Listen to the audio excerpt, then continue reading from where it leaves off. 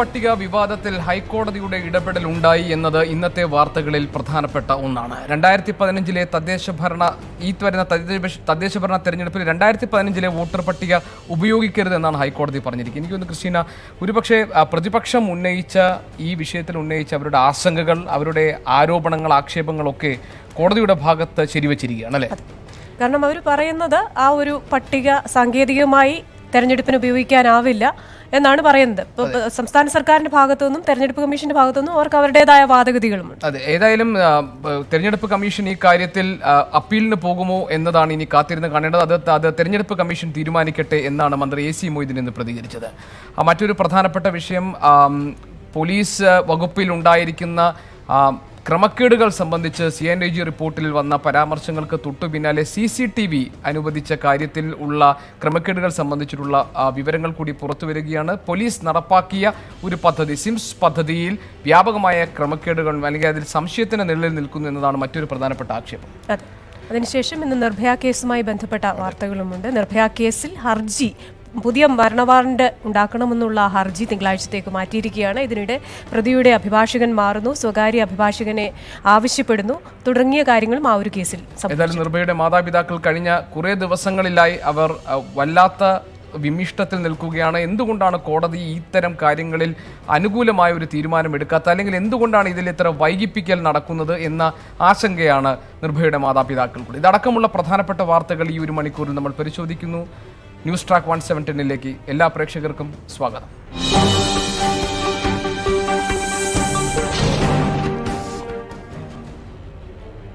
Thiruvananthapuram SAP ക്യാമ്പിൽ നിന്ന് 25 തോക്കുകൾ കാണാതായി എന്ന CAG റിപ്പോർട്ടിൽ വിശദീകരണവുമായി കേരള പോലീസ്. ക്യാമ്പിൽ നിന്ന് തോക്കുകൾ നഷ്ടമായിട്ടില്ല എന്നാണ് പോലീസിന്റെ റിപ്പോർട്ട്. CAGയുടെ നിർദ്ദേശപ്രകാരം നടത്തിയ പരിശോധനയിൽ തോക്കുകൾ കണ്ടെത്തിയിട്ടുണ്ട്.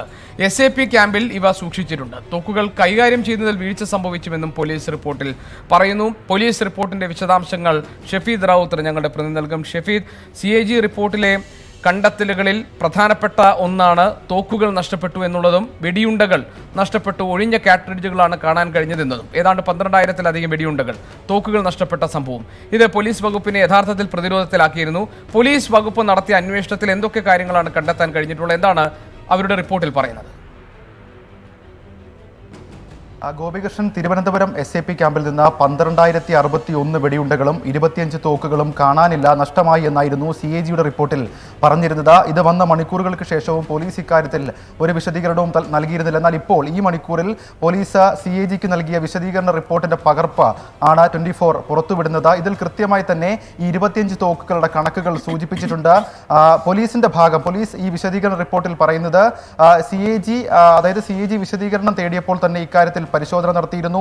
SAP ക്യാമ്പിൽ തന്നെ, അതായത് പല ക്യാമ്പുകളിലേക്ക് പോയിരുന്ന തോക്കുകൾ SAP ക്യാമ്പിൽ തന്നെ തിരിച്ച് റീകളക്ട് ചെയ്ത് വെച്ചിട്ടുണ്ട്. ഇത് CAG അന്തിമ റിപ്പോർട്ട് തയ്യാറാക്കുന്നതിന് മുൻപ് അറിയിച്ചിരുന്നുവെന്നും അല്ലെങ്കിൽ ഈ വിശദീകരണം നൽകിയിരുന്നുവെന്നുമാണ് പോലീസ് പറയുന്നത്. അതായത് പൂർണ്ണമായും പോലീസിനെ ന്യായീകരിച്ചുകൊണ്ടുള്ള ഒരു റിപ്പോർട്ട്, അല്ലെങ്കിൽ പോലീസിന്റെ ഭാഗം പൂർണ്ണമായും ന്യായീകരിച്ചുകൊണ്ട് പറയുന്ന റിപ്പോർട്ട്. അതേസമയം തന്നെ ഇന്നലെ തന്നെ ഈ ഡെപ്യൂട്ടി ബറ്റാലിയൻ കമാൻഡന്റ് അടക്കമുള്ള ആളുകൾ, ബറ്റാലിയൻ ഡെപ്യൂട്ടി കമാൻഡന്റ് അടക്കമുള്ള ആളുകൾ പറഞ്ഞിരുന്നത് SAP ക്യാമ്പിൽ നിന്ന് നഷ്ടമായിരുന്ന തോക്കുകൾ ഒരു പക്ഷേ AR ക്യാമ്പിലേക്ക് മാറ്റിയത് കൊണ്ടാകാം മിസ്പ്ലേസ് ആയി പോയത്. അതല്ലാണ്ട് ഏതെങ്കിലും തരത്തിൽ പോലീസിന് തോക്കുകൾ നഷ്ടമായിട്ടില്ല എന്നൊരു വിശദീകരണം കഴിഞ്ഞ ദിവസം ഡെപ്യൂട്ടി കമാൻഡന്റ് നൽകിയിരുന്നു. ഏതാണ്ട് ഇതൊക്കെ അംഗീകരിക്കുന്ന, അല്ലെങ്കിൽ ഇതൊക്കെ ശരിവെക്കുന്ന തരത്തിലേക്കുള്ള, ഇതൊക്കെ ശരിയാണെന്ന് തോന്നിപ്പിക്കുന്ന തരത്തിലേക്കുള്ള ഒരു റിപ്പോർട്ടാണ് ഇപ്പോൾ, അല്ലെങ്കിൽ റിപ്പോർട്ടിന്റെ പകർപ്പാണ് ഇപ്പോൾ നമുക്ക് ലഭിച്ചിരിക്കുന്നത്. അതാണ് നമ്മളിപ്പോൾ പ്രേക്ഷകർക്ക് മുന്നിലേക്ക് എത്തിക്കുന്നതും. ഏതായാലും ഈ വെടിയുണ്ടകൾ 12,061 വെടിയുണ്ടകൾ കാണാതായെന്നായിരുന്നു CAG റിപ്പോർട്ട്. ഈ വെടിയുണ്ടകളുടെ കാര്യത്തിൽ പോലീസിന്റെ ഭാഗത്ത് നിന്ന് ഒരു വിശദീകരണം വന്നിട്ടില്ല. അത് CAGയുടെ റിപ്പോർട്ടിൽ അതിനെക്കുറിച്ച് പറഞ്ഞിരുന്നത് വെടിയുണ്ടകൾ എവിടെയാണെന്നോ എങ്ങനെ നഷ്ടമായെന്നോ എന്നുള്ള കാര്യത്തിൽ പോലീസിന് യാതൊരു തരത്തിലുള്ള ഐഡിയയും ഇല്ല എന്നുള്ള കാര്യവും CAG റിപ്പോർട്ടിൽ സൂചിപ്പിച്ചിരുന്നു. അതേസമയം തന്നെ CAG റിപ്പോർട്ടിൽ തോക്കുകളെ കുറിച്ച് പറഞ്ഞിരുന്നത്, തോക്കുകൾ AR ക്യാമ്പിലേക്ക് മാറ്റിയതാണെങ്കിൽ അതിനുള്ള രേഖകൾ, അത് കൈപ്പറ്റിയതോ അല്ലെങ്കിൽ കൈമാറിയതോ ബന്ധപ്പെട്ട രേഖകൾ ഈ പോലീസ് നൽകുന്നില്ല എന്നുള്ളൊരു വിവരം, അല്ലെങ്കിൽ പോലീസ് രേഖകളിൽ അത് കൈമാറിയതോ അതല്ലെങ്കിൽ കൈമാറ്റം ചെയ്യപ്പെട്ട ബന്ധപ്പെട്ടതിന്റെ വിവരങ്ങളില്ല എന്നും CAG റിപ്പോർട്ടിൽ പരാമർശിച്ചിരുന്നു. അപ്പോൾ സ്വാഭാവികമായും നമുക്കിപ്പോൾ മനസ്സിലാക്കാൻ കഴിയുന്ന ഒരു കാര്യമെന്ന് പറയുന്നത് പോലീസിന്റെ വിശദീകരണ റിപ്പോർട്ട് പരിശോധിച്ച് നമുക്ക് പറയാൻ കഴിയുന്ന ഒരു കാര്യം പോലീസിന്റെ റിപ്പോർട്ടിൽ പറയുന്ന ഒരു കാര്യമെന്ന് പറയുന്നത് ഈ 25 തോക്കുകളുടെ കാര്യത്തിൽ പല ക്യാമ്പുകളിലേക്ക് കൊടുത്തിരുന്നു. അത് റീകളക്ട് ചെയ്ത് SAP ക്യാമ്പിൽ തന്നെ തിരികെ എത്തിച്ചിട്ടുണ്ട്. അത് നഷ്ടമായിട്ടില്ല എന്നുള്ള ഒരു വിവരമാണ് ഈ ഘട്ടത്തിൽ പുറത്തു വരുന്നത്. അതേസമയം വെടിയുണ്ടകളുടെ കാര്യത്തിൽ ഏതായാലും പോലീസിന്റെ ഭാഗത്ത് നിന്ന് വിശദീകരണവും ഉണ്ടായിട്ടില്ല. ഈ CAG റിപ്പോർട്ടിൽ പറഞ്ഞിരിക്കുന്ന ഒരു കാര്യത്തിന് പോലീസ് ഇപ്പോൾ ഒരു റിപ്പോർട്ട് കൊണ്ട് പ്രതിരോധം തീർത്തിരിക്കുന്നു. ഗോപികൃഷ്ണൻ. ഷഫീദ് റാവുത്തർ ഞങ്ങളുടെ പ്രതിനിധിയാണ് വിശദാംശങ്ങൾ നൽകിയത്. മറ്റു വാർത്തയിലേക്ക് പോകാം. CAG റിപ്പോർട്ടിന്റെ പശ്ചാത്തലത്തിൽ പോലീസ് മേധാവി ലോക്നാഥ് ബെഹ്റയ്ക്കെതിരെ നിലപാട് കടുപ്പിച്ച് പ്രതിപക്ഷം. DGP സ്ഥാനത്ത് നിന്ന് ബെഹ്റയെ മാറ്റണമെന്നും തോക്കുകൾ കാണാതായ സംഭവം NIA ഏൽപ്പിക്കണമെന്നും ആവശ്യപ്പെട്ട് പ്രതിപക്ഷ നേതാവ് രമേശ് ചെന്നിത്തല മുഖ്യമന്ത്രിക്ക് കത്ത് നൽകി. വിഷയത്തിൽ പ്രതിപക്ഷം ഗവർണറെയും സമീപിച്ചേക്കും.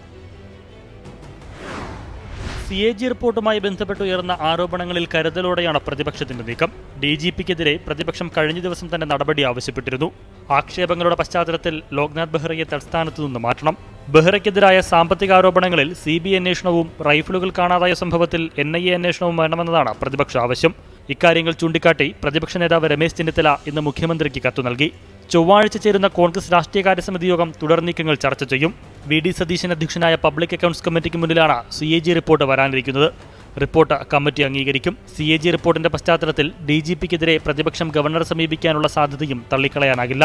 ഒരു കാലത്തും സംഭവിക്കാത്ത സംഗതികളാണ്. പിന്നെ രണ്ടാമത് ഈ പറഞ്ഞ ക്രമക്കേടുകൾ കാര്യങ്ങൾ ഒക്കെ ഇപ്പോൾ CAG ചൂണ്ടിക്കാണിച്ച് CAG പത്രസമ്മേളനം നടത്തിയിരിക്കുകയാണ്. അതാണ് പ്രശ്നം. അത് വളരെ ഗൗരവമുള്ള ഒരു വിഷയമാണ്. പാർട്ടി അത് ചർച്ച ചെയ്യും. അതേസമയം വിവാദങ്ങൾക്കിടെ DGPക്ക് വിദേശ സന്ദർശനത്തിന് സർക്കാർ അനുമതി നൽകിയിരിക്കുകയാണ്. മാർച്ച് 3 മുതൽ 5 വരെ UK നടക്കുന്ന home office securities and policing എക്സിബിഷനിൽ പങ്കെടുക്കാനാണ് ബെഹ്റയ്ക്ക് സർക്കാർ അനുമതി നൽകിയിരിക്കുന്നത്. വിവാദങ്ങൾക്കിടെയുള്ള സർക്കാർ അനുമതിയും രാഷ്ട്രീയ ആക്ഷേപങ്ങൾക്ക് ഇടയാക്കിയിട്ടുണ്ട്. 24 തിരുവനന്തപുരം. CAG റിപ്പോർട്ടിന് പിന്നാലെ പോലീസിനെ പ്രതിരോധത്തിലാക്കി സിംസ് പദ്ധതിയും. സ്വകാര്യ സ്ഥാപനങ്ങളുടെ സുരക്ഷയ്ക്കായി തയ്യാറാക്കിയ സിംസ് പദ്ധതിയാണ് സംശയനിഴലിലായിരിക്കുന്നത്. പോലീസ് നടപ്പാക്കിയ പദ്ധതിയുടെ നേട്ടം കൊയ്യുന്നതാകട്ടെ സ്വകാര്യ കമ്പനിയും. പോലീസ് ആസ്ഥാനത്തെ കൺട്രോൾ റൂമിൽ കമ്പനിയുടെ പ്രതിനിധികൾക്ക് ഓഫീസ് അനുവദിക്കുകയും ചെയ്തിട്ടുണ്ട്. സ്വകാര്യ സ്ഥാപനങ്ങളിൽ CCTV ക്യാമറകളും സെർവറുകളും സ്ഥാപിച്ച് പോലീസ് ആസ്ഥാനത്തിരുന്ന ദൃശ്യങ്ങൾ നിരീക്ഷിച്ച് സുരക്ഷ ഏർപ്പെടുത്തുന്ന പദ്ധതിയാണ് സിംസ്. പോലീസും കെൽട്രോണും ചേർന്ന് നടപ്പിലാക്കുന്ന പദ്ധതിയായിരുന്നു ആദ്യം DGP ഇറക്കിയ ഉത്തരവിൽ പറഞ്ഞിരുന്നത്. എന്നാൽ ഇപ്പോൾ പദ്ധതിയുടെ ചുമതല ഗാലക്സോൺ ഇന്റർനാഷണൽ എന്ന സ്വകാര്യ കമ്പനിക്കാണ്. പദ്ധതിയിൽ അംഗമാകുന്ന സ്ഥാപനങ്ങളിലേക്ക് ലക്ഷങ്ങൾ വിലയുള്ള ഉപകരണങ്ങൾ വാങ്ങുന്നതും മാസം തോറുമുള്ള ഫീസ് ഈടാക്കുന്നതും ഗാലക്സോൺ ആണ്. കെൽട്രോൺ നടത്തിപ്പവകാശം വാങ്ങിയ പോലീസ് ആസ്ഥാനത്തെ കൺട്രോൾ റൂം നിയന്ത്രിക്കുന്നതും ഇവിടെ ഉദ്യോഗസ്ഥരെ നിയമിച്ചതും സ്വകാര്യ കമ്പനി തന്നെ. പൊതുജനങ്ങൾക്ക് പ്രവേശനാനുമതിയില്ലാത്ത പോലീസ് ആസ്ഥാനത്താണ് ഒരു സ്വകാര്യ കമ്പനി ഓഫീസ് നടത്തുന്നത്. എന്നാൽ CAG റിപ്പോർട്ടിലെ പരാമർശമടക്കമുള്ള കാര്യങ്ങളിൽ ഇപ്പോൾ പ്രതികരിക്കുന്നത് അനുചിതമാണെന്ന് DGP Loknath Behera. At this point of time, I don't want to make any comment on any subject. You will get all details. My PR division, I have already told them. You have anything, he will give you the details. So I am not going to speak anything right now. It will not be appropriate. പോലീസിനെതിരെയുള്ള ആക്ഷേപങ്ങൾ കത്തി നിൽക്കുന്നതിനിടെ ബ്രിട്ടനിൽ നടക്കുന്ന home office security and policing സെമിനാറിൽ പങ്കെടുക്കാൻ DGPക്ക് പൊതുഭരണ വകുപ്പ് അനുമതി നൽകി. അതിനിടെ DGP മുഖ്യമന്ത്രിയുമായി കൂടിക്കാഴ്ച നടത്തി. CAG റിപ്പോർട്ടിൽ പരസ്യ പ്രതികരണങ്ങൾ ഉണ്ടാകാറില്ലെന്നും കാര്യങ്ങൾ നിയമസഭയിൽ പറയാമെന്നുമായിരുന്നു മുഖ്യമന്ത്രിയുടെ പ്രതികരണം.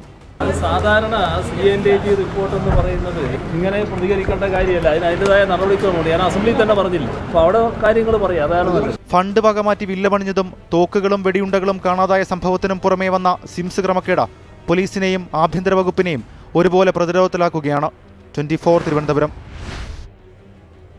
സിംസ് പദ്ധതിയിലെ ക്രമക്കേടുകൾ തെളിയിക്കുന്ന വിവരാവകാശ രേഖകൾ 24-ന്. കരാർ കെൽട്രോണിന് നൽകിയ വിവരാവകാശ രേഖയും കെൽട്രോണിൽ നിന്ന് പദ്ധതിയുടെ നടത്തിപ്പ് സ്വന്തമാക്കിയ സ്വകാര്യ കമ്പനിയുടെ ID കാർഡിന്റെ പകർപ്പും 24-ന് ലഭിച്ചു.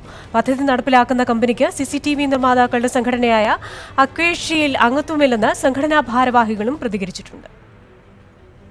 ടെൻഡർ വിളിച്ചിരിക്കുന്നത് തന്നെ വേണ്ട രീതിയിൽ പബ്ലിഷ് ചെയ്യാതെ രഹസ്യമായിട്ടാണ് ഈ ടെൻഡർ കൊണ്ടുവന്നത്. ഈ ടെൻഡറെല്ലാം കൊണ്ടുവന്ന് ഈ കമ്പനി രംഗത്ത് വരുമ്പോഴാണ് ഈ മേഖലയിലുള്ള എല്ലാ വ്യാപാരികളും ഈ മേഖലയിലുള്ള ടെക്നീഷ്യൻസ് ആളുകൾ തന്നെ ഇത് അറിയുന്നത് തന്നെ. സിംസ് പദ്ധതിയിൽ ഗുരുതരമായ ക്രമക്കേട് നടന്നിട്ടുണ്ടെന്ന ആരോപണവുമായാണ് ഓൾ കേരള CCTV സംഘടന രംഗത്ത് വന്നിരിക്കുന്നത്. പദ്ധതി നടത്തിപ്പിനായി രഹസ്യമായാണ് ഈ ടെൻഡർ വിളിച്ചത്. കേരളത്തിലെ CCTV കമ്പനികളൊന്നും തന്നെ ഇക്കാര്യം അറിഞ്ഞില്ലെന്നും അക്വേഷ്യ പ്രതിനിധികൾ വ്യക്തമാക്കുന്നു. സെൻട്രൽ ഇൻട്രൂഷൻ മോണിറ്ററിംഗ് സിസ്റ്റം കേരളത്തിൽ നടപ്പാക്കിയെന്നറിഞ്ഞപ്പോഴാണ് കൂടുതൽ വിവരങ്ങൾ അന്വേഷിച്ചത്.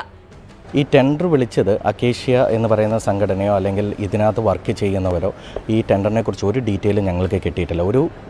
ഒരു ദിവസം CEMS എന്ന് പറയുന്ന പ്രോജക്റ്റ് ഗാലക്സി ഒന്ന് കൊടുത്തെന്നും അത് ഗവൺമെൻറ് അല്ലെങ്കിൽ പോലീസ് ഡിപ്പാർട്ട്മെൻറ്റ് അനൗൺസ് ചെയ്യുമ്പോഴാണ് നമ്മൾ അറിയുന്ന CMS എന്ന് പറയുന്ന ഒരു പ്രോജക്റ്റ് ഇവിടെ ഇംപ്ലിമെൻറ്റ് ചെയ്യുന്നത്.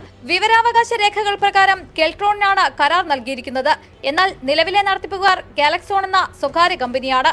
കേരള പോലീസാണോ കെൽട്രോൺ ആണോ പദ്ധതി സ്വകാര്യ കമ്പനിക്ക് നൽകാൻ തീരുമാനിച്ചതെന്ന് വ്യക്തമല്ലെന്നും പോലീസിലെ ഉന്നതർക്കടക്കം വിഷയത്തിൽ പങ്കുണ്ടെന്നാണ് സൂചന ലഭിച്ചതെന്നും അക്വേഷ്യ പ്രതിനിധികൾ 24-നോട് പറഞ്ഞു. സുധിഷ ധർമ്മൻ, 24, കൊച്ചി. DGP ലോക്നാഥ് ബെഹ്റയ്ക്കെതിരെ അന്വേഷണം നടത്തണം എന്നാവശ്യപ്പെട്ട് തൃശൂർ വിജിലൻസ് കോടതിയിൽ ഹർജി. പൊതുപ്രവർത്തകൻ PD ജോസഫാണ് ഹർജി നൽകിയിരിക്കുന്നത്. CNDG റിപ്പോർട്ടിലെ കണ്ടെത്തൽ പ്രകാരം തുക വകമാറ്റൽ, പോലീസ് അക്കാദമിയിൽ നിന്ന് വെടിയുണ്ട കാണാതായ സംഭവം തുടങ്ങി DGPക്കെതിരായ കണ്ടെത്തലുകളിൽ അന്വേഷണം ആവശ്യപ്പെട്ടുകൊണ്ടാണ് കോടതിയിൽ ഹർജി സമർപ്പിച്ചിട്ടുള്ളത്. ഹർജി ഈ മാസം 20-ാം തീയതി തൃശൂർ വിജിലൻസ് കോടതി പരിഗണിക്കും. ഇന്ന് വന്ന മറ്റൊരു വാർത്തയാണ് തദ്ദേശ സ്വയംഭരണ തെരഞ്ഞെടുപ്പിലേക്ക് വാർഡ് തിരിച്ചുള്ള പട്ടിക ഏതുപയോഗിക്കണം എന്നതും ഏതുപയോഗിക്കരുതെന്നതും ഹൈക്കോടതിയുടെ ഒരു നിർദ്ദേശം. അതുമായി ബന്ധപ്പെട്ട വാർത്തയാണ്. തദ്ദേശ തെരഞ്ഞെടുപ്പിന് 2015 വോട്ടർ പട്ടിക ഉപയോഗിക്കരുതെന്ന് ഹൈക്കോടതി. 2019 ലോക്സഭാ തെരഞ്ഞെടുപ്പിലെ പട്ടിക ഉപയോഗിക്കാം. 2020 ഫെബ്രുവരി 7 വരെ പേര് ചേർത്തവരെ കൂടി ഉൾപ്പെടുത്തിയുള്ള പട്ടിക തയ്യാറാക്കണം. തെരഞ്ഞെടുപ്പ് കമ്മീഷൻ തീരുമാനം ചോദ്യം ചെയ്ത് UDF സമർപ്പിച്ച അപ്പീലിലാണ് സുപ്രധാന വിധി. UDFന്റെ രാഷ്ട്രീയ വിജയമാണെന്ന് നേതാക്കൾ പ്രതികരിച്ചു. 2019 ലോക്സഭയിൽ വോട്ട് ചെയ്ത മുഴുവൻ ആളുകൾക്കും വോട്ടവകാശം നൽകണം. അതിനുവേണ്ടി 2019 വോട്ടർ പട്ടിക ഉപയോഗിക്കണം. പക്ഷേ കമ്മീഷൻ അത് തയ്യാറായില്ല. ഇനിയെങ്കിലും ഗവൺമെൻറ്റും ഇലക്ഷൻ കമ്മീഷനും അപ്പീൽ പോയി സമയം കളയാതെ ഈ ഡിവിഷൻ ബെഞ്ചിൻ്റെ വിധി അംഗീകരിച്ചുകൊണ്ട് മുന്നോട്ട് പോകണം. എല്ലാവർക്കും വോട്ടവകാശം നൽകാനുള്ള നടപടിയുമായി മുന്നോട്ട് പോകണമെന്നാണ് ആവശ്യപ്പെടാനുള്ളത്. അതേസമയം വിധി സർക്കാരിന് തിരിച്ചടിയല്ല എന്നും വിധിക്കെതിരെ അപ്പീൽ നൽകണമോ എന്ന കാര്യം തെരഞ്ഞെടുപ്പ് കമ്മീഷനാണ് തീരുമാനിക്കേണ്ടതെന്നും തദ്ദേശ സ്വയംഭരണ വകുപ്പ് മന്ത്രി AC മൊയ്തീൻ പ്രതികരിച്ചു. വോട്ടർ പട്ടികയായിരുന്നു ഞങ്ങൾ ഉണ്ടാക്കിയത്. UDF കോടതിയിൽ കേസ് കൊടുത്ത് ആദ്യം UDFന്റെ പരാജയമാണെന്ന് പറയേണ്ടത് സിംഗിൾ ബെഞ്ചിന്റെ വിധി ഉണ്ടായി. അത് UDFന്റെ പരാജയമാണെന്ന് ഞങ്ങളെവിടെയെങ്കിലും പറയാൻ പോയോ? കേസ് കൊടുക്കാനും ഇതിനെ നിയമപരമായി ചോദ്യം ചെയ്യാനും എല്ലാവർക്കും അവകാശമുണ്ട്. ഒരു പൗരന്, ഒരു വോട്ടർക്ക് UDF ആവേണ്ട കാര്യമില്ലല്ലോ. സ്വാഭാവികമായും ഞാൻ സംശയിക്കുന്നത് തെരഞ്ഞെടുപ്പ് നടക്കുന്നത് UDF ഭയപ്പെടുന്നുവെന്നാണ്. ഇപ്പോൾ ഇതിൻ്റെ അടിസ്ഥാനത്തിൽ വോട്ടർ പട്ടിക തയ്യാറാക്കാനുള്ള കുഴപ്പം എന്താ? 25,000 അസംബ്ലി ബൂത്തുകൾ വാർഡടിസ്ഥാനത്തിലാക്കാനുള്ള പ്രായോഗിക ബുദ്ധിമുട്ട് കണക്കിലെടുത്താണ് 2015 വോട്ടർ പട്ടിക ഉപയോഗിക്കാൻ തീരുമാനിച്ചതെന്നായിരുന്നു സംസ്ഥാന തെരഞ്ഞെടുപ്പ് കമ്മീഷൻ പ്രതികരിച്ചത്. ഉത്തരവിന്റെ പകർപ്പ് ലഭിച്ചതിന് ശേഷം അപ്പീൽ പോകുമെന്ന് V. ഭാസ്കരൻ പറഞ്ഞു. വോട്ടർ പട്ടികയായിരുന്നു ഞങ്ങൾ ഉണ്ടാക്കിയത് 2015. അത് അപ്ഡേറ്റ് ചെയ്യാനാണ് കമ്മീഷൻ തീരുമാനമെടുത്തിരുന്നത്. ഇപ്പോൾ ഹൈക്കോടതി പറയുന്നത് 2019 ലോക്സഭ അസംബ്ലി വോട്ടർ പട്ടിക ECIയുടെ വോട്ടർ പട്ടിക അടിസ്ഥാനമാക്കണമെന്നാണ് ഇപ്പോൾ ഹൈക്കോടതി പറഞ്ഞിട്ടുള്ളത്. കോപ്പി കിട്ടാതെ അതിനെക്കുറിച്ച് കൂടുതലായി ഒന്നും പറയാൻ പറ്റില്ല. അത് വായിച്ച് നോക്കിയതിന് ശേഷമേ അതിനെക്കുറിച്ച് അഭിപ്രായം പറയാൻ പറ്റുള്ളൂ. ഇപ്പോൾ കൂടുതലായി ഒന്നും പറയാൻ പറ്റില്ല.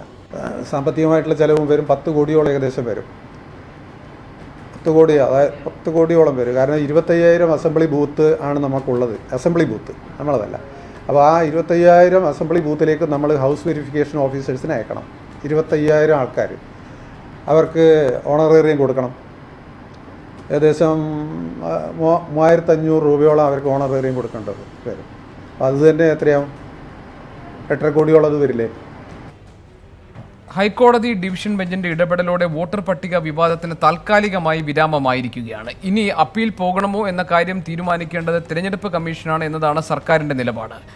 എന്താണ് യഥാർത്ഥത്തിൽ 2015 2019 വോട്ടർ പട്ടികയിലെ വ്യത്യാസം എന്നാണ് ഇനി നമ്മൾ നോക്കാൻ പോകുന്നത്. 2015 വോട്ടർ പട്ടിക അനുസരിച്ചല്ല 2019 വോട്ടർ പട്ടിക അനുസരിച്ച് വേണം തദ്ദേശഭരണ തിരഞ്ഞെടുപ്പുകൾ നടത്താൻ എന്നതാണ് കോടതിയുടെ ഇടപെടലിലൂടെ വ്യക്തമായിരിക്കുന്നത്. അതാണ് പ്രതിപക്ഷം ആവശ്യപ്പെട്ടുകൊണ്ടിരിക്കുന്നത്. ഇനി ഈ വോട്ടർ പട്ടികകൾ തമ്മിലുള്ള വ്യത്യാസം എന്താണ് എന്നാണ് നമ്മൾ പരിശോധിക്കുന്നത്. കുറച്ചുകൂടി വ്യക്തമായി ഈ വിഷയം മനസ്സിലാക്കാൻ ഈ താരതമ്യം നമുക്ക് സഹായകരമാകും. 2015 വോട്ടർ പട്ടികയും 2019 വോട്ടർ പട്ടികയും തമ്മിലുള്ള വ്യത്യാസം ഇങ്ങനെയാണ്. 2015 2,51,00,000 വോട്ടർമാരാണ് 2015 വോട്ടർ പട്ടിക അനുസരിച്ച് അവരുടെ സമ്മതിദാനാവകാശം വിനിയോഗിക്കാനുള്ളത്. 2,51,00,000 വോട്ടർമാർ. വോട്ടർ പട്ടിക പുതുക്കുന്നതിനായി ക്ഷമിക്കണം, 2015 ഇങ്ങനെയാണ്. 2019 എനിക്ക് ക്രിസ്റ്റീന അതിൽ മാറ്റം വരുന്നു അല്ലെ? അതെ, ഒരു 10 ലക്ഷം വോട്ടർമാരുടെ കൂടുതൽ വരികയാണ്. 2,61,00,000 വോട്ടർമാരായി. 2015 2,51,00,000 10 ലക്ഷം കൂടി 2019 2,61,00,000 വോട്ടർമാരായിരിക്കുന്നു. അതായത് 10 ലക്ഷം വോട്ടർമാരുടെ വ്യത്യാസമാണ് 2019 വോട്ടർ പട്ടിക അടിസ്ഥാനത്തിൽ തദ്ദേശ ഭരണ തെരഞ്ഞെടുപ്പ് നടത്താൻ വേണ്ടി തീരുമാനിക്കുമ്പോൾ ഉണ്ടാകുന്നത്. ഈ വ്യത്യാസം ചൂണ്ടിക്കാണിച്ചുകൊണ്ടാണ് UDF ഇതിനെതിരെ, സർക്കാരിന്റെ തീരുമാനത്തിനെതിരെ രംഗത്ത് വന്നത്. പുതുക്കുന്നതിനായി, അതായത് പട്ടിക പുതുക്കുന്നതിനായി, പേര് ചേർക്കുന്നതിനായി അപേക്ഷ നൽകിയത് 15,20,000 20,000 പേർ അപേക്ഷ നൽകി. 10 മുതൽ 12 ലക്ഷം പുതിയ വോട്ടർമാരെ പ്രതീക്ഷിക്കുകയും ചെയ്യുന്നുണ്ട്. ഇനി തെരഞ്ഞെടുപ്പ് കമ്മീഷന്റെ വാദം എന്തായിരുന്നു ഈ കാര്യത്തിലും നോക്കാം. തെരഞ്ഞെടുപ്പ് കമ്മീഷൻ പറയുന്നത് 2015 പട്ടിക വാർഡ് അടിസ്ഥാനമാക്കിയുള്ളതാണ്. അതേസമയം ഉപതെരഞ്ഞെടുപ്പുകളിലെല്ലാം ഉപയോഗിച്ചത് ഈ ഒരു പട്ടികയാണ്. 2019 പട്ടിക അങ്ങനെയല്ല. അതിലേക്ക് മാറ്റുമ്പോൾ വലിയ പ്രയാസമുണ്ടാകും. ബൂത്ത് തലത്തിലുള്ള പട്ടിക വാർഡ് അടിസ്ഥാനത്തിലേക്ക് മാറ്റുമ്പോൾ സാങ്കേതികമായ പ്രശ്നമുണ്ടാകും. അതുപോലെ തന്നെ സാമ്പത്തികമായ ചെലവും ഏറെയാണെന്നാണ് കമ്മീഷന്റെ ഒരു വിശദീകരണം. ഇപ്പോൾ കമ്മീഷൻ വാദിച്ചത് ഇങ്ങനെയാണ്. പക്ഷേ 2015 വോട്ടർ പട്ടിക അനുസരിച്ചല്ല, അത് വാർഡ് അടിസ്ഥാനമാക്കിയുള്ളതല്ല എന്നതായിരുന്നു കമ്മീഷന്റെ. 2019 അങ്ങനെയല്ല എന്നതായിരുന്നു കമ്മീഷന്റെ വാദം. ആ വാദം ഇന്ന് കോടതി അംഗീകരിക്കുകയുണ്ടായില്ല. പകരം 2019 പട്ടിക അനുസരിച്ച് വേണം തദ്ദേശ ഭരണ തെരഞ്ഞെടുപ്പ് നടത്താൻ എന്ന നിലപാടാണ് കോടതി സ്വീകരിച്ചത്. ഏതായാലും തെരഞ്ഞെടുപ്പ് കമ്മീഷന്റെ വാദം കോടതിയിൽ ഡിവിഷൻ ബെഞ്ചിൽ ഇന്ന് അംഗീകരിക്കപ്പെട്ടില്ല. അതേസമയം കമ്മീഷന് ഇനി വേണമെങ്കിൽ ഈ വിഷയത്തിൽ അപ്പീൽ പോകാനുള്ള സ്വാതന്ത്ര്യമുണ്ട്. അത് കമ്മീഷന്റെ മാത്രം തീരുമാനമായിരിക്കും എന്നാണ് ഇന്ന് സർക്കാർ ഈ വിഷയത്തിൽ എടുത്തിരിക്കുന്ന നിലപാട്. കൊച്ചിയിൽ നിന്ന് S. ശ്രീകാന്ത് വിവരങ്ങൾ നൽകാനുണ്ട്. ഒപ്പം തന്നെ തിരുവനന്തപുരത്ത് നിന്ന് അൽ അമീനും വിവരങ്ങൾ നൽകാനായുണ്ട്. ശ്രീകാന്ത്, ഈ 2015 വോട്ടർ പട്ടികയല്ല 2019 വോട്ടർ പട്ടിക അടിസ്ഥാനമാക്കിയാണ് തദ്ദേശ ഭരണ തെരഞ്ഞെടുപ്പ് നടത്തേണ്ടത് എന്നാണ് ഹൈക്കോടതി ഡിവിഷൻ ബെഞ്ച് എന്ന് വ്യക്തമാക്കിയിരിക്കുന്നത്. ഇത് പ്രതിപക്ഷ നിലപാടിനുള്ള അംഗീകാരമല്ലേ? ഗോപി, ചീഫ് ജസ്റ്റിസ് അധ്യക്ഷനായ ബെഞ്ചാണ് UDFന്റെ ഹർജി അംഗീകരിച്ചുകൊണ്ട് ഇങ്ങനെയൊരു ഉത്തരവിട്ടത്. 2015 വോട്ടർ പട്ടിക വേണം എന്നുള്ള തെരഞ്ഞെടുപ്പ് കമ്മീഷന്റെ ആ ഒരു നിലപാട് കോടതി തള്ളി. 2015 വോട്ടർ പട്ടിക പാടില്ല, 2019 വോട്ടർ പട്ടിക ഉപയോഗിക്കാനും കോടതി നിർദ്ദേശിച്ചു. ഉചിതമായ തീരുമാനം തെരഞ്ഞെടുപ്പ് കമ്മീഷൻ എടുക്കണമെന്നും കോടതി തെരഞ്ഞെടുപ്പ് കമ്മീഷനെ ബോധ്യപ്പെടുത്തി. മാത്രമല്ല, കോടതി ഇക്കാര്യത്തിൽ പറഞ്ഞത് 2015 വോട്ടർ പട്ടികയിൽ പേരുണ്ടായി വോട്ട് ചെയ്തയാൾ മതിയായ കാരണങ്ങളില്ലാതെ വീണ്ടും വോട്ടർ പട്ടികയിൽ രജിസ്റ്റർ ചെയ്യണമെന്ന് പറയുന്നത് അംഗീകരിക്കാനാകില്ല, നീതീകരിക്കാനാകില്ല എന്നുള്ളതാണ് കോടതി ഇന്ന് ചൂണ്ടിക്കാണിച്ചത്. 2019 വോട്ട് ചെയ്തിട്ടുണ്ട് ഈ ആളുകൾ. 2019 വോട്ടർ പട്ടികയിൽ പേരുള്ള ആളുകൾ എന്തിനാണ് വീണ്ടും രജിസ്റ്റർ ചെയ്യണമെന്നാവശ്യപ്പെടുന്നത്? അവരെ ഏതെങ്കിലും സാങ്കേതിക കാരണങ്ങളുടെ പേരിൽ ബുദ്ധിമുട്ടിക്കാൻ കഴിയില്ല എന്നുള്ള നിലപാടാണ് കോടതി സ്വീകരിച്ചത്. UDF സ്വീകരിച്ച കാര്യം പരീക്ഷകൾ വരാൻ പോകുകയാണ്. ഈ വോട്ടർ പട്ടികയിൽ പേര് ചേർക്കൽ ഉൾപ്പെടെയുള്ള കാര്യങ്ങൾ പ്രായോഗിക ബുദ്ധിമുട്ടുള്ളതാകും. പലർക്കും അത് വോട്ടർ പട്ടികയിൽ പേര് ചേർക്കാനുള്ള അവസരം നഷ്ടപ്പെടും. ഇതെല്ലാം തന്നെ ഒത്തുകളിയാണ്, സർക്കാരും തെരഞ്ഞെടുപ്പ് കമ്മീഷനും തമ്മിലുള്ള ഒത്തുകളിയാണെന്നാണ് UDF ആരോപിച്ചത്. ഇതിന്റെ മെറിറ്റ് പരിഗണിച്ച കോടതി തൽക്കാലം 2015 പട്ടിക വേണ്ട, 2019 പട്ടിക മതി എന്ന് തീരുമാനിക്കുകയായിരുന്നു. ഇനി വേണമെങ്കിൽ തെരഞ്ഞെടുപ്പ് കമ്മീഷന് ഇതുമായി അപ്പീലിന് പോകാം, സുപ്രീം കോടതിയിലേക്ക് അപ്പീലിന് പോകാം. കാരണം ചീഫ് ജസ്റ്റിസിന്റെ അധ്യക്ഷതയിലുള്ള ഡിവിഷൻ ബെഞ്ചാണ് ഹൈക്കോടതിയിൽ ഇപ്പോൾ ഉത്തരവിട്ടിരിക്കുന്നത്. ഇനി അപ്പീലിന് സാധ്യതയുള്ളത് സുപ്രീം കോടതിയിൽ മാത്രമാണ്. അല്ലാത്ത പക്ഷം 2019 വോട്ടർ പട്ടിക തന്നെ തെരഞ്ഞെടുപ്പ് കമ്മീഷന് പരിഗണിക്കേണ്ടി വരും. ശ്രീകാന്ത്, വാർഡ് അടിസ്ഥാനത്തിൽ തയ്യാറാക്കിയ പട്ടിക എന്നതായിരുന്നു തെരഞ്ഞെടുപ്പ് കമ്മീഷന്റെ വാദം. 2015 വോട്ടർ പട്ടിക അടിസ്ഥാനമാക്കണം എന്നതിന് തെരഞ്ഞെടുപ്പ് കമ്മീഷൻ കോടതിക്ക് മുന്നിൽ വെച്ച വാദം ഇതായിരുന്നു. എന്തുകൊണ്ടാണ് ഈ വാദം അംഗീകരിക്കപ്പെടാതെ അല്ലെങ്കിൽ പരിഗണിക്കപ്പെടാതെ പോയത്? ഒരു വോട്ടറുടെ അവർക്ക് നൽകിയിട്ടുള്ള ഒരു അവകാശം എന്നുള്ള കാര്യം തന്നെയാണ് കോടതി പരിഗണനയ്ക്കെടുത്തത്. കാരണം 2019 ഇതിനോടകം തന്നെ വോട്ടർ പട്ടികയിൽ പേര് ചേർത്ത ആളുകൾ മതിയായ കാരണങ്ങളില്ലാതെ അവരെ എന്തിന് പുറത്തു നിർത്തണം, അല്ലെങ്കിൽ എന്തിന് അവരോട് വീണ്ടും രജിസ്റ്റർ ചെയ്യാൻ പറയണം എന്നുള്ള ചോദ്യമാണ് കോടതി ചോദിച്ചത്. അത് അംഗീകരിക്കാൻ കഴിയുന്നതല്ല എന്നാണ് കോടതി പറഞ്ഞത്. മതിയായ കാരണം എന്തെങ്കിലും ഉണ്ടെങ്കിൽ ബോധിപ്പിക്കൂ, അങ്ങനെയെങ്കിൽ നമുക്കത് പരിഗണിക്കാം എന്നുള്ള നിലപാടിലാണ് കോടതി എത്തിയത്. പക്ഷേ അപ്പോഴും പറഞ്ഞത് ഈ പ്രായോഗിക തടസ്സങ്ങൾ മാത്രമാണ് തെരഞ്ഞെടുപ്പ് കമ്മീഷന് പറയുവാനുണ്ടായിരുന്നത്, മറ്റൊന്നും പറയാനുണ്ടായിരുന്നില്ല. അപ്പോൾ കോടതി തന്നെ തെരഞ്ഞെടുപ്പ് കമ്മീഷനോട് ചോദിച്ചത്, നിങ്ങൾക്ക് പറ്റുമെങ്കിൽ 2019 ഉപയോഗിച്ചുകൂടെ, അതിന് സാധ്യമല്ലേ എന്നുള്ളത് ചോദിക്കുകയുണ്ടായി. അപ്പോൾ തെരഞ്ഞെടുപ്പ് കമ്മീഷൻ തന്നെ കൊടുത്ത മറുപടി, അങ്ങനെ കോടതി ഉത്തരവിടുകയാണെങ്കിൽ തങ്ങൾ അതിന് തയ്യാറാണ് എന്നുള്ളതാണ്. ഈ ഒരു നിലപാട് കൂടി കോടതി പരിഗണിച്ചു എന്ന് വേണം മനസ്സിലാക്കാൻ. അതിന്റെ അടിസ്ഥാനത്തിലാണ് ഇപ്പോൾ ഒരു ഉത്തരവ് പുറത്തു വന്നിരിക്കുന്നത്. ഇതുതന്നെയായാലും ഈ ഒരു 10 ലക്ഷം വോട്ടർമാർക്കാണ് ഹൈക്കോടതി പ്രാധാന്യം നൽകിയിരിക്കുന്നത്. കാരണം അവരുടെ ഒരു ബുദ്ധിമുട്ട്, ഒരു തവണ വോട്ടർ പട്ടികയിൽ പേര് ചേർത്തു, വീണ്ടും ഈ 10 ലക്ഷം ആൾക്കാർ വീണ്ടും നിർബന്ധിതരാവുകയാണ്. കോടതിയുടെ തീരുമാനം മറിച്ചായിരുന്നെങ്കിൽ. അതെ, അതുകൊണ്ടാണ് കോടതി 2019 അടിസ്ഥാനമാക്കണമെന്ന് പറഞ്ഞത്. അല്ലമീൻ കൂടിയുണ്ട് തിരുവനന്തപുരത്ത്. അല്ലമീൻ, എന്തായാലും കോടതി പരിഗണന കൊടുത്തിരിക്കുന്നത് വോട്ടർമാരുടെ പ്രശ്നങ്ങൾക്കാണ്. അതേസമയം തന്നെ തെരഞ്ഞെടുപ്പ് കമ്മീഷനും സർക്കാരും പറയുന്നത് അവരുടെ ഭാഗത്തു നിന്ന് ചില സാങ്കേതികമായും സാമ്പത്തികമായും ഉള്ള ബുദ്ധിമുട്ടുണ്ട്. ഈ വാർഡ് അടിസ്ഥാനത്തിലുള്ള 2015 പട്ടിക 2019 25,000 ബൂത്തുകളിലേക്ക് മാറ്റുമ്പോൾ, അപ്പോൾ സർക്കാരിൻ്റെയും അതുപോലെ തന്നെ തെരഞ്ഞെടുപ്പ് കമ്മീഷന്റെയും ഇനിയൊരു നീക്കം എന്താണ്? അവരൊരു അപ്പീലിന് പോകാനാണോ സാധ്യത? അതുപോലെ തന്നെ പ്രതിപക്ഷം ഇതൊരു രാഷ്ട്രീയ ആയുധമായി, അവരുടെ രാഷ്ട്രീയ വിജയം എന്ന് പറയുമ്പോഴും അതൊരു ആയുധമായി തുടർന്നു കൊണ്ടുപോകാൻ സാധ്യതയുണ്ട്.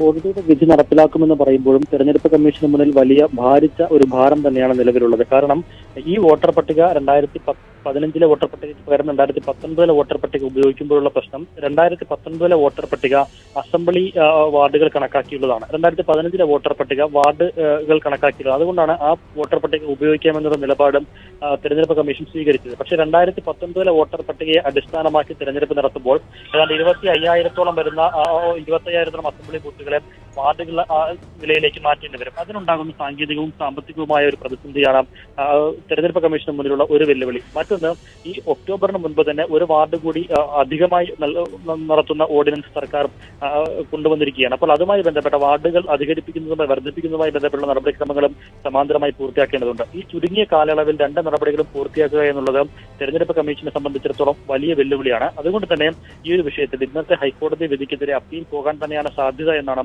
മനസ്സിലാക്കാനാകുന്നത്. ഇക്കാര്യത്തിൽ അന്തിമ തീരുമാനം 2 ദിവസത്തിന്. ശരി, അല്ലമീൻ ഞങ്ങളുടെ പ്രതിനിധിയാണ് വിശദാംശങ്ങൾ നൽകിയത്. ഏതായാലും വോട്ടർ പട്ടിക വിവാദം താൽക്കാലികമായി അവസാനിച്ചിരിക്കുന്നു എന്ന് നമുക്ക് പറയാം. അതേസമയം തന്നെ വേണമെങ്കിൽ തെരഞ്ഞെടുപ്പ് കമ്മീഷൻ ഇക്കാര്യത്തിൽ അപ്പീൽ പോകാനുള്ള ഒരു സാധ്യത കൂടി അവശേഷിക്കുന്നുണ്ട്. അതിലേക്ക് നീങ്ങുമോ എന്നതാണ് ഇനി കാത്തിരുന്ന് കാണേണ്ടത്. വളരെ ചെറിയൊരു ഇടവേളയിലേക്ക് പോകുന്നു ന്യൂസ് ട്രാക്ക്. ഇടവേളയ്ക്ക് ശേഷം ഇന്നത്തെ മറ്റു വാർത്തകൾ വിശദമായി പരിശോധിക്കാം. ന്യൂസ് ട്രാക്ക് തുടരും.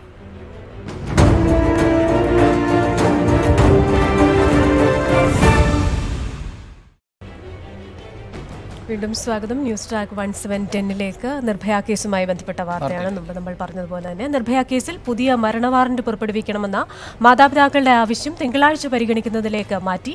നിയമസഹായം ലഭിക്കാനുള്ള പ്രതികളുടെ അവകാശം നിഷേധിക്കാനില്ലെന്ന് ചൂണ്ടിക്കാട്ടിയാണ് ഡൽഹി പട്യാല ഹൌസ് കോടതിയുടെ നടപടി. ദയാഹർജി തള്ളിയ രാഷ്ട്രപതിയുടെ നടപടിക്കെതിരെ പ്രതി വിനയ് ശർമ്മ സമർപ്പിച്ച ഹർജി സുപ്രീം കോടതി നാളെ വിധി പറയാനായി മാറ്റി. ഇതിനിടെ കോടതിക്ക് പുറത്ത് വധശിക്ഷയെ അനുകൂലിച്ചും പ്രതികൂലിച്ചും പ്രതിഷേധങ്ങൾ നടന്നു.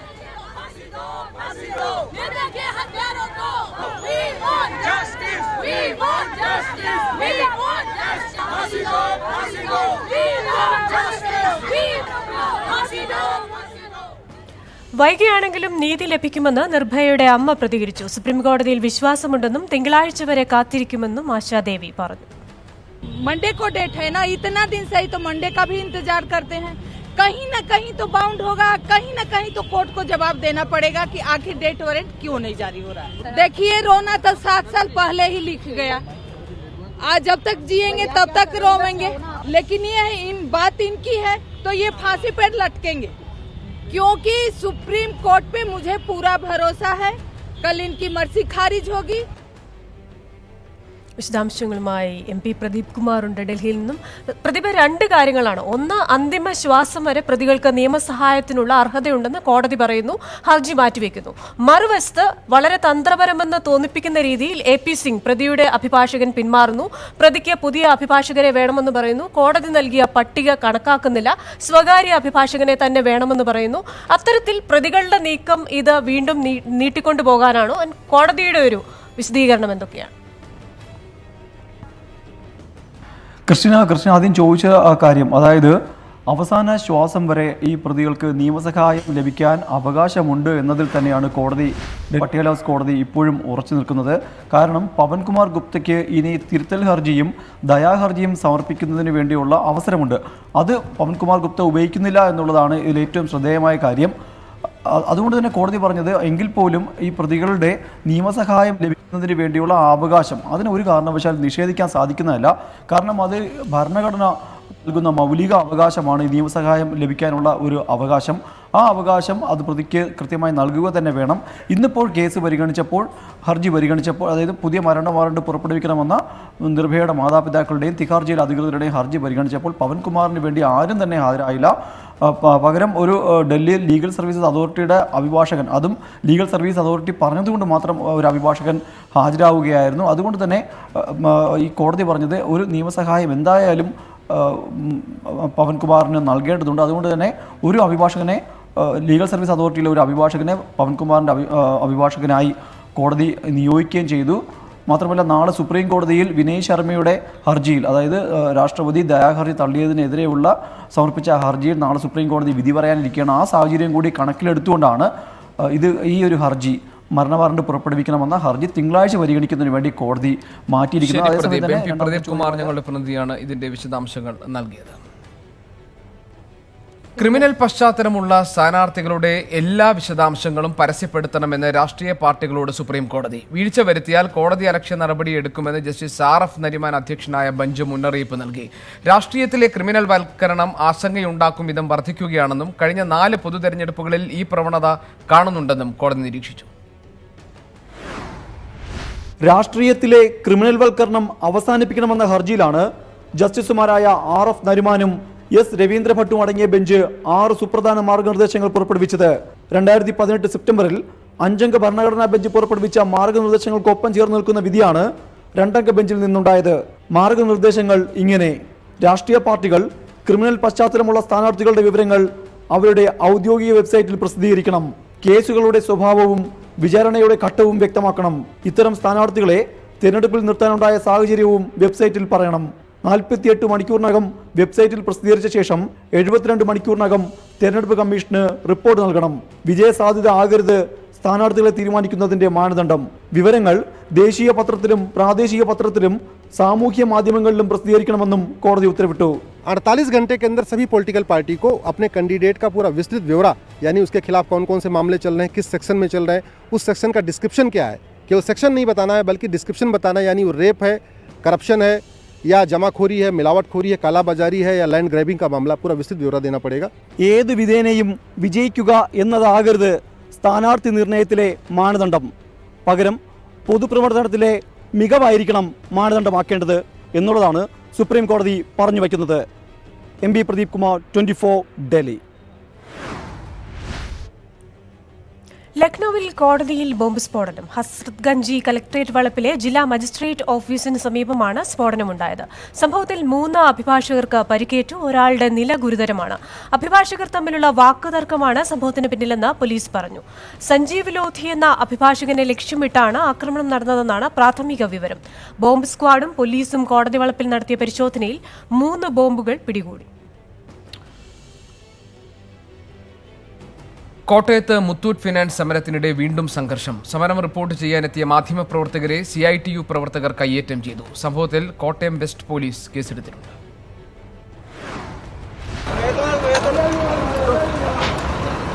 കോട്ടയം ബേക്കർ ജംഗ്ഷൻ ബ്രാഞ്ചിലായിരുന്നു സംഭവം. ഇന്നലത്തെ സംഭവങ്ങളുടെ പശ്ചാത്തലത്തിൽ ബ്രാഞ്ച് തുറക്കാനെത്തിയ ജീവനക്കാർക്ക് പോലീസ് സുരക്ഷയൊരുക്കി.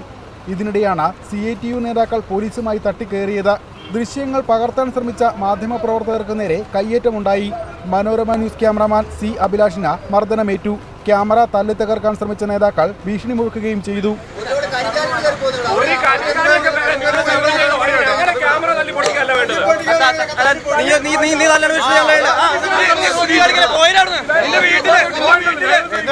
CITU നേതാക്കളായ ബോസ്, രാജു എന്നിവരാണ് മർദ്ദനത്തിന് നേതൃത്വം നൽകിയത്.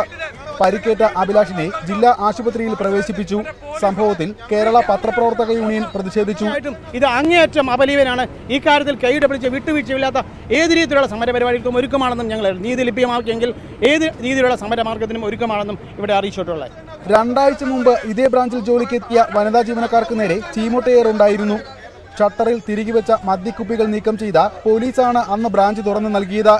മെയിൻ ബ്രാഞ്ചിൽ ജോലി കഴിഞ്ഞ് മടങ്ങിയ വനിതാ ജീവനക്കാർക്കെതിരെ ഇന്നലെയുണ്ടായ അക്രമത്തിന്റെ ദൃശ്യങ്ങൾ പുറത്തു വന്നിരുന്നു. പിന്നാലെയാണ് ഇന്ന് മാധ്യമപ്രവർത്തകർക്കെതിരെ ആക്രമണമുണ്ടായത്. 24 കോട്ടയം. അതേസമയം മുത്തൂറ്റ് തൊഴിൽ തർക്കത്തിൽ CITU-വിനെതിരെ ഹൈക്കോടതിയുടെ വിമർശനം. മുത്തൂറ്റ് ജീവനക്കാർക്കെതിരെയുണ്ടായ ആക്രമണങ്ങളുടെ പശ്ചാത്തലത്തിലാണ് കോടതിയുടെ വിമർശനം.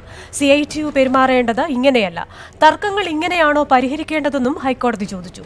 ആക്രമണങ്ങളെ അപലപിക്കുന്നുവെന്നും കുറ്റക്കാരെ സംരക്ഷിക്കില്ലെന്നും CITU കോടതിയിൽ മറുപടി നൽകി. എന്നാൽ സ്ത്രീകളെ അപമാനിക്കുന്നത് അംഗീകരിക്കാനാവില്ലെന്നും മധ്യസ്ഥ ചർച്ചകൾ നിർത്തിവെക്കുന്നതായും കോടതി അറിയിച്ചു.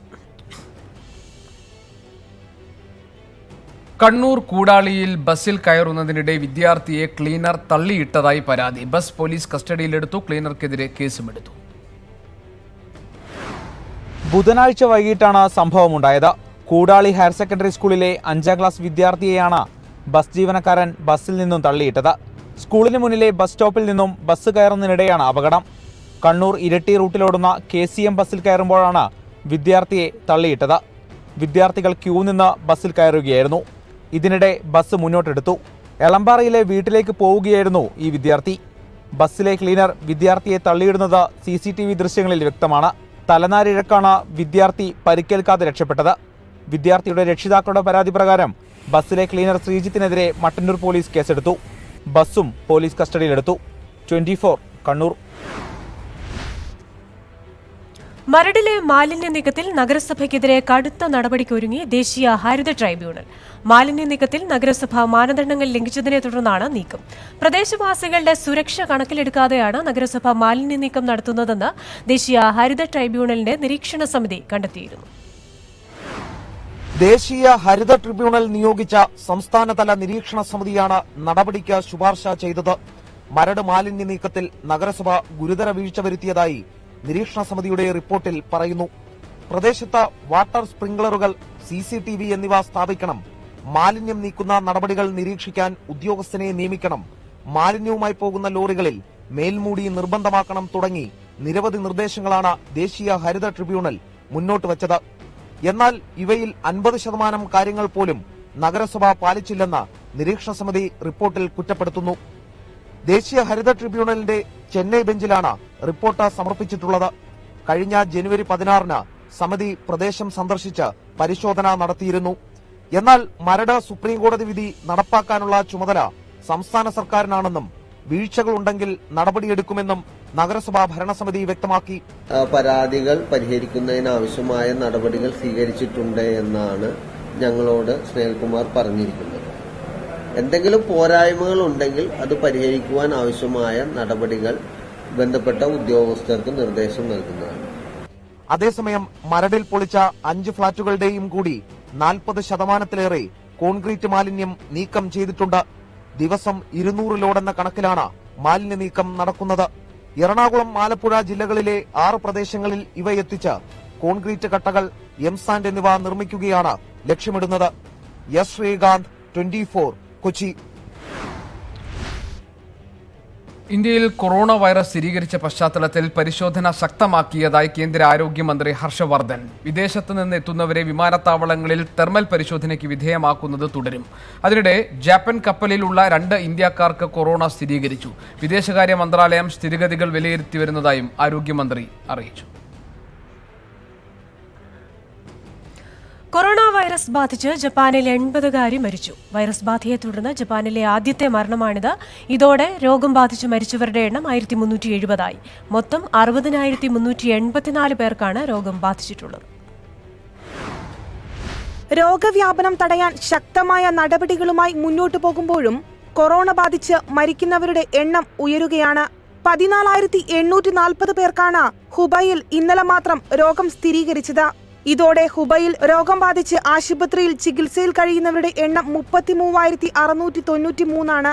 ഇതിൽ 1437 പേരുടെ നില ഗുരുതരമാണ്.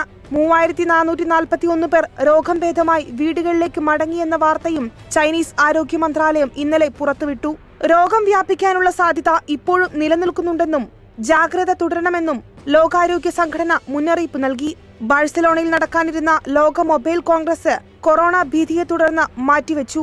രോഗം പടർന്നു പിടിക്കുന്നത് തുടരുന്ന സാഹചര്യത്തിൽ ഇനിയൊരു അറിയിപ്പ് ഉണ്ടാകുന്നതുവരെ പൊതുപരിപാടികളിൽ പങ്കെടുക്കില്ലെന്ന് ദലൈലാമ അറിയിച്ചു. International desk 24.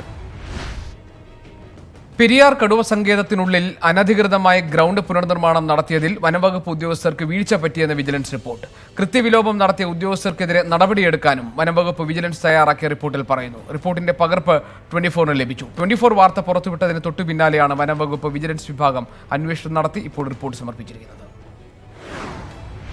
അതീവ പരിസ്ഥിതി സംരക്ഷണ മേഖലയായ പെരിയാർ കടുവ സങ്കേതത്തിനുള്ളിൽപ്പെട്ട വഞ്ചിവയലിലാണ് വനംവകുപ്പ് ഉദ്യോഗസ്ഥരുടെ ഒത്താശയോടെ മണ്ണിട്ട് നികത്തി ഫുട്ബോൾ ഗ്രൗണ്ട് നിർമ്മിച്ചത്. 24 ഈ വാർത്ത പുറത്തുവിട്ടതിന് പിന്നാലെ വനംവകുപ്പ് വിജിലൻസ് വിഭാഗം അന്വേഷണം ആരംഭിച്ചിരുന്നു. മണ്ണ് മാന്തി യന്ത്രങ്ങളുടെ സഹായത്തോടെ മണ്ണ് നികത്തി ഗ്രൗണ്ട് നിർമ്മിച്ചത് 1972 വന്യജീവി സംരക്ഷണ നിയമത്തിന്റെ ലംഘനമാണെന്ന് ചീഫ് ഫോറസ്റ്റ് കൺസർവേറ്റർ തയ്യാറാക്കിയ റിപ്പോർട്ടിൽ പറയുന്നു. അനധികൃത നിർമ്മാണത്തിന് കൂട്ടുനിന്ന Periyar east deputy director, Vallakkadavu range officer അടക്കമുള്ള വനംവകുപ്പ് ഉദ്യോഗസ്ഥർക്കെതിരെ നടപടിക്കും റിപ്പോർട്ടിൽ ശുപാർശ ചെയ്യുന്നുണ്ട്. നേരത്തെ ഗ്രൗണ്ട് നിർമ്മാണം സംബന്ധിച്ച കേസ് നാഷണൽ ഗ്രീൻ ട്രൈബ്യൂണൽ ഫയലിൽ സ്വീകരിച്ചിരുന്നു. ജില്ലാ കളക്ടർ, ചീഫ് ഫോറസ്റ്റ് കൺസർവേറ്റർ അടങ്ങുന്ന 5-അംഗ സമിതിയോട് 2 മാസത്തിനകം റിപ്പോർട്ട് സമർപ്പിക്കുവാനും ട്രൈബ്യൂണൽ ആവശ്യപ്പെട്ടിട്ടുണ്ട്. അതേസമയം വള്ളക്കടവ് റേഞ്ചിന് കീഴിലെ അനധികൃത മരം മുറിക്കൽ ഉൾപ്പെടെ അന്വേഷിക്കാനെത്തിയ വിജിലൻസ് ഉദ്യോഗസ്ഥനെ വനംവകുപ്പ് ജീവനക്കാർ മർദ്ദിച്ച സംഭവത്തിൽ ഇതുവരെ നടപടികളുണ്ടായിട്ടില്ല. എബിൻ ജോസ്, 24, ഇടുക്കി. മന്ത്രി ടി.പി. രാമകൃഷ്ണനും കൊടിക്കുന്നിൽ സുരേഷും തമ്മിൽ പൊതുവേദിയിൽ വാക്പോര്. കൊല്ലം നെടിയവിളയിലെ ESI ഡിസ്പെൻസറിയിലായിരുന്നു നാടകീയ രംഗങ്ങൾ അരങ്ങേറിയത്. തർക്കത്തെ തുടർന്ന് ടി.പി. രാമകൃഷ്ണൻ വേദി വിട്ടിറങ്ങി. കൊല്ലം നെടിയവിള ESI ഡിസ്പെൻസറിയുടെ ഉദ്ഘാടനം നിർവഹിച്ചത് മന്ത്രി ടി.പി. രാമകൃഷ്ണൻ. ഉദ്ഘാടന ശേഷം പ്രസംഗിക്കാനെത്തിയപ്പോഴായിരുന്നു കൊടിക്കുന്നിൽ സുരേഷിന്റെ വിവാദ പരാമർശം. പ്രസംഗത്തിന്റെ തുടക്കത്തിൽ തന്നെ താൻ അപമാനിതനായാണ് വേദിയിൽ നിൽക്കുന്നതെന്ന് കൊടിക്കുന്നിൽ സുരേഷ്. പഴയ സ്ഥലത്തെല്ലാം ഷിഫ്റ്റ് ചെയ്യാനത് ഉദ്ഘാടനത്തിന്റെ ഡേറ്റ് വല്ല ആലോചിച്ചിട്ടുണ്ടോ എന്ന് ചോദിച്ചപ്പോൾ മന്ത്രിയോട് ഡേറ്റ് ചോദിച്ചിട്ടുണ്ട് എന്ന് പറഞ്ഞതല്ലാതെ അതിനുശേഷം പിന്നെ ഒരു വിവരവും എനിക്ക് തന്നില്ല എന്ന് മാത്രമല്ല, വളരെ അപമാനമായ രീതിയിലൊരു കാർഡ് എൻ്റെ കൊട്ടാരക്കര ഓഫീസിൽ കൊണ്ട് കൊടുക്കുകയാണ് ചെയ്തത്. പ്രസംഗത്തിലുടനീളം മന്ത്രിമാരെ വിമർശിച്ചത് കേട്ടിരുന്ന മന്ത്രി ഒടുവിൽ വേദിയിലിരുന്നും തന്നെ പ്രതികരിച്ചു. 5 വർഷം ലേബർ മന്ത്രാലയത്തിന്റെ സ്റ്റാൻഡിംഗ് കമ്മിറ്റി കൊടുത്ത നിവേദനങ്ങളെല്ലാം നിങ്ങൾക്ക് അയച്ചിട്ടുണ്ട്. അത് മന്ത്രിയുടെ പരാമർശിച്ചല്ലോ.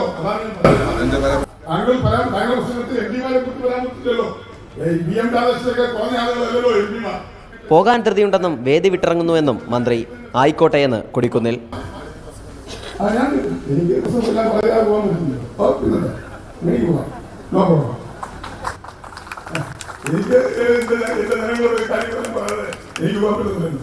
അപ്പൊ അതുകൊണ്ട് ഞങ്ങൾ മന്ത്രി പോയത് കാര്യമാക്കാതെ വീണ്ടും പല വിമർശനങ്ങളും ഉന്നയിച്ചാണ് കൊടിക്കുന്നിൽ പ്രസംഗം അവസാനിപ്പിച്ചത്. സലിം മാലിക്, 24, കൊല്ലം. പാലാരിവട്ടം പാലം അഴിമതി കേസിൽ വിജിലൻസ് അന്വേഷണവുമായി സഹകരിക്കുമെന്ന് മുൻമന്ത്രി വി കെ ഇബ്രാഹിം കുഞ്ഞ്. ചോദ്യം ചെയ്യലിന് ഹാജരാകാൻ നോട്ടീസ് ലഭിച്ചു. ശനിയാഴ്ച ചോദ്യം ചെയ്യലിന് ഹാജരാകും. മുൻകൂർ ജാമ്യം തേടില്ല. അന്വേഷണം നടക്കുന്നതിനാൽ കൂടുതൽ പ്രതികരിക്കാനില്ലെന്നും വി കെ ഇബ്രാഹിം കുഞ്ഞ് കൊച്ചിയിൽ പറഞ്ഞു. ശനിയാഴ്ച ഹാജരാവാൻ, തിരുവനന്തപുരത്ത് ഹാജരാവാൻ എനിക്ക് അറിയിപ്പ് കിട്ടിയിട്ടുണ്ട്. ഞാൻ ഹാജരാകും. കഴിഞ്ഞ പ്രാവശ്യവും ഞാൻ ഹാജരായി മൊഴി കൊടുത്തതാണ്. ഇത്തവണയും മൊഴി കൊടുക്കും. കേസ് ഇൻവെസ്റ്റിഗേഷൻ സ്റ്റേജിലാണ്. ഇൻവെസ്റ്റിഗേഷൻ സ്റ്റേജിലുള്ള ഒരു കേസിനെ സംബന്ധിച്ച് കൂടുതൽ കാര്യങ്ങൾ വിശദീകരിക്കുന്നത് ശരിയല്ല. അതുകൊണ്ട് ഞാൻ കൂടുതൽ പ്രതികരിക്കാനില്ല.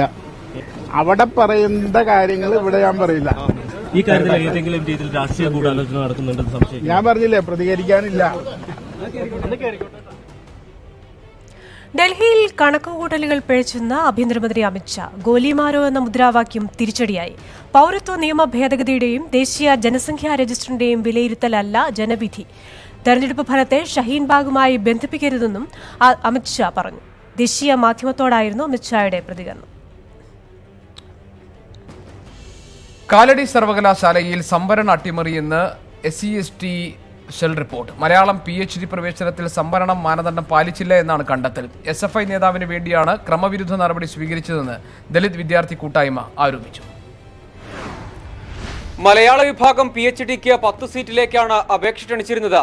റിസർച്ച് കമ്മിറ്റി 5 ഗവേഷകരെ കൂടി അധികമായി പരിഗണിക്കാൻ സർവകലാശാലയോട് ശുപാർശ ചെയ്തു. 15 സീറ്റ് അനുവദിച്ചാൽ 3 പേരെ സംവരണ വിഭാഗത്തിൽ നിന്ന് പരിഗണിക്കണം. എന്നാൽ ആദ്യ 10-ലെ 2 പേർക്ക് മാത്രമാണ് പ്രവേശനം ലഭിച്ചത്. SFI നേതാവിന് പ്രവേശനം നൽകാൻ ഗൂഢാലോചന നടന്നുവെന്നാണ് പരാതിക്കാരായ വിദ്യാർത്ഥികളുടെ ആരോപണം. സംവരണ ചട്ടം മറികടന്ന വിദ്യാ കെ എന്ന വിദ്യാർത്ഥിയുടെ പേര് പരിഗണിച്ചുവെന്നാണ് ആക്ഷേപം. പ്രവേശനത്തിനായി ഹൈക്കോടതി വിധി ദുർവ്യാഖ്യാനം ചെയ്തുവെന്നും വിദ്യാർത്ഥികൾ ആരോപിക്കുന്നു.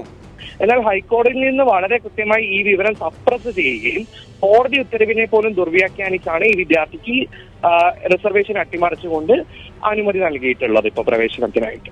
വകുപ്പ് അധ്യക്ഷനായ doctor VA Valsalan research committee minutes തെറ്റായി വ്യാഖ്യാനിച്ചുവെന്ന് SC/ST സെൽ റിപ്പോർട്ടിൽ പരാമർശമുണ്ട്.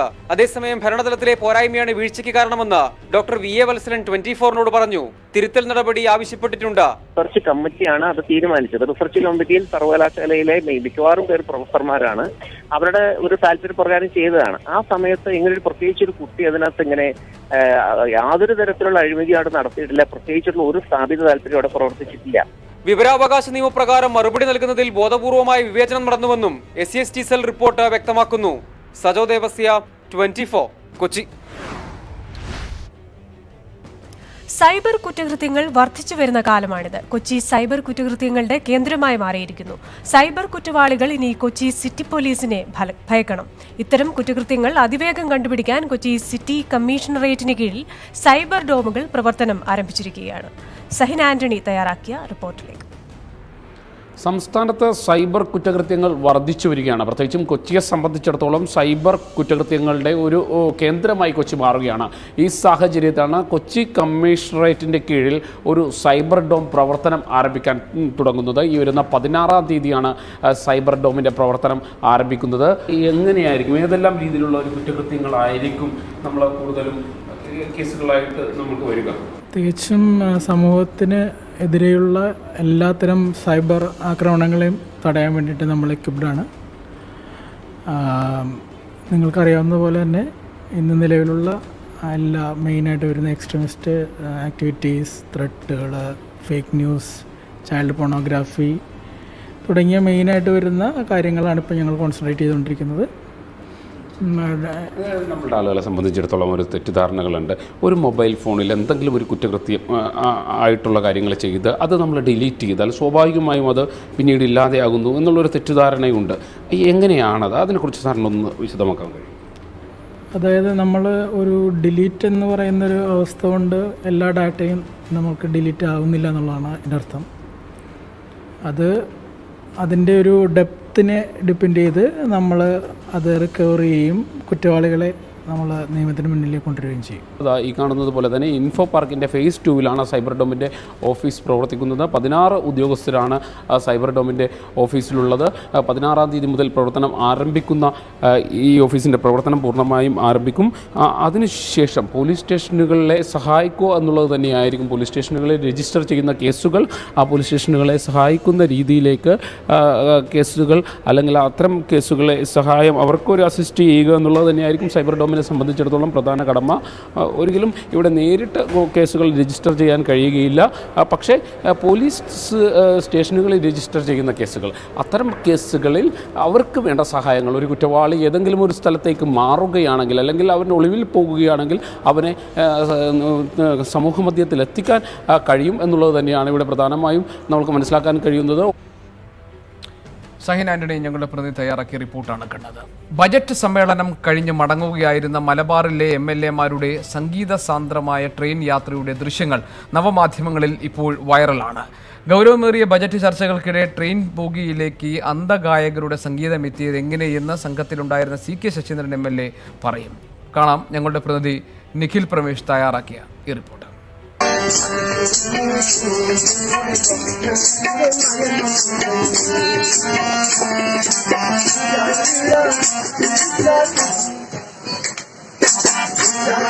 ബജറ്റ് സമ്മേളനം കഴിഞ്ഞ് മടങ്ങുകയായിരുന്ന മലബാറിലെ 3 MLA-മാരുടെ ട്രെയിൻ യാത്ര, മാവേലി ട്രെയിനിലുള്ള യാത്ര, സംഗീത സാന്ദ്രമായ കാഴ്ചകൾ വാട്സാപ്പ് വഴി ഇന്ന് ലോകമെമ്പാടും വൈറലാണ്. ആ സംഘത്തിലുണ്ടായിരുന്ന MLA-മാരിൽ ഒരാൾ CK ശശീന്ദ്രൻ MLA നമ്മളോടൊപ്പം ഉണ്ട്.